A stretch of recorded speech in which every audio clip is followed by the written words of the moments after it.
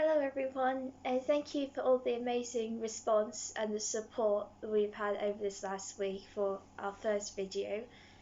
In today's video, it's a little heavier, uh, as well, first of all, I wanted to introduce what TSC is. Tuberous sclerosis complex is a rare genetic disease where non-cancerous tumours grow inside any internal organs, where I have tumours in the back of my left eye, the brain, the kidneys, and on my facial rash. And I have my sister today to help. Again. I'm going to expose Lauren and say that she sat on a cushion because she's small. And we've got hot chocolates. And I've actually nearly drank all of mine. I'm not Drink trying up, it's not that hot. I. Basically, we just wanted to sit down and relax because this is going to be quite an intense video. Yeah, so we're going to breathe. We're going to get through it. We're going to be fine. Okay, we're going to be fine. We're going to be fine. Yeah. Right. Let's actually start. Right. So today we're going to talk about the brain surgery that Lauren had in 2010. And I think it's important for people to know what Lauren's been through because it helps people understand just how far Lauren's come and just how amazing she is, really. Oh, thank you. So you start the video, Lozzie. Go for it. We've had to ask Mum and Dad for the majority of the information and as of memories because I don't remember a lot, as I was only 11 years old and Jojo was only 8. Yeah, so we were pretty young. So it all started, a doctor rang Mum saying herself and Dad had to go see a consultant. Lauren had just had a routine MRI scan on a Wednesday, and basically a big dark shadow had come up on the scan on her brain. And on a Thursday, me and Dad were out canoeing with the Scouts, which was really fun. And on the Friday, we had a phone call, and by 9 p.m. that night, me, Mum, and Dad were at Frenchay Hospital in Bristol. So it all happened pretty suddenly, didn't it? Yeah. Mum and Dad came home, you guys were all packing, and you kind of left not really knowing what was going to happen, did you? No. And I had a family friend to come over and look after me for the meantime. And so we got there at 9 p.m. on the Friday, and we waited until early hours of Saturday until 4 a.m. to see the consultant. But he said that we'll give you a normal day today, and then the next day on the Sunday I went for the surgery. So Lauren was in a critical condition, and if they didn't operate when they did, Lauren would have lost her sight and then she would have lost her life as well. After the surgery, Lauren was in the high dependency unit and she wouldn't talk to anyone, she wouldn't talk to Mum and Dad or the nurses. And then the doctor came in and said, "Hi Lauren, how are you?" And Lauren just responded, "I'm fine." So at that point they all realised that she probably just didn't want to talk to them. And they realised that she could talk. All I remember is coming out and not knowing who anyone was. Our Auntie Em came to see me and brought along a photo album that I still have now, and that definitely helped prompt memories for me, even though I still didn't know who our auntie was. I just got a big clump of chocolate powder. Have you? Oh, that was disgusting. Sorry. That was vile. That hot chocolate powder is rubbish, isn't it? Yeah. Right, anyway. Where are we?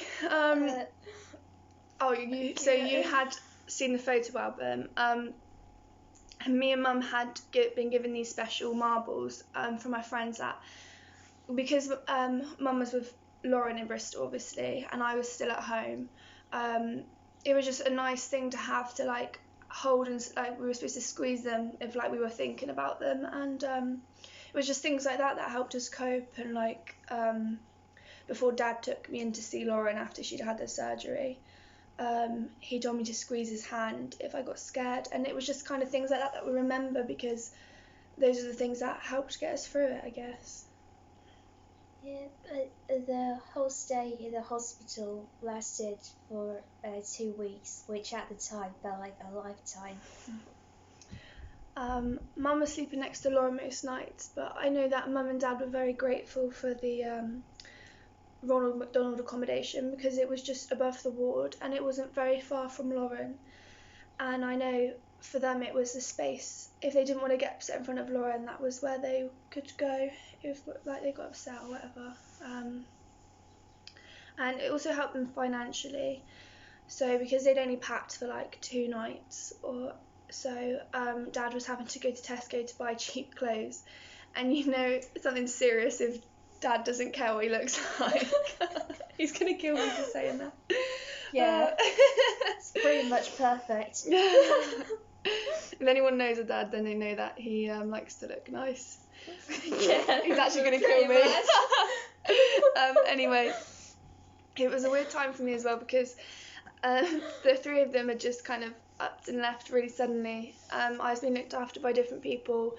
People at school were asking me how Lauren was, and I really didn't know what was going on until I don't really know when it was, but Dad came to pick me up and from my school and take me to go see Lauren.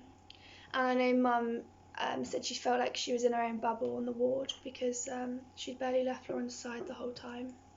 There's Mum, speaking of the devil. One thing I know Dad will never forget is taking Lauren to the toilet after she'd had the surgery, because basically they were trying to not let her look into the mirror. And are you nudging me to get a move on? Because I'm struggling over here. I just saw your arm like that. Basically, they were trying to not let Lauren see herself in the mirror, bless her, but she did one day, and she didn't recognise herself, so I think that caused her to get really upset, obviously, because she had like black eyes, a massive bandage around her head, and yeah, you didn't recognise yourself, did you? I mean, you don't remember it, do you? But I know that's something that Dad will never forget, and yeah, thankfully you don't actually remember a lot, do you? No, this cushion's quite uncomfortable actually. Oh dear. You want to do the last bit?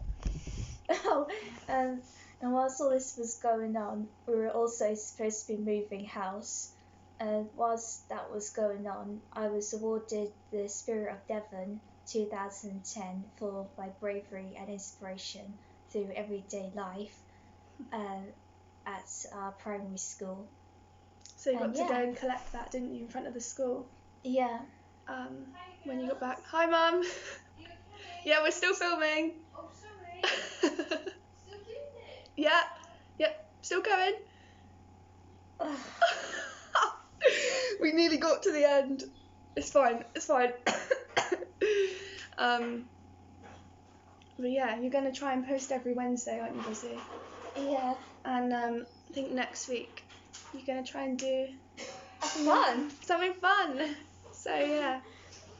Today was a bit heavy, but we managed to get through it. And we actually did laugh through it as well, which is nice, because we knew it was going to be a hard one to film, didn't we? Yes, thank you to all those who've had to cope through this video. Yeah, if you got to the end of this, then well done. Pretty much. But yeah. Well done, Lizzie. Again. Well done. And yeah. Thank you. See you next week. Yeah. Well, not you. Yeah. Yeah. Right, bye.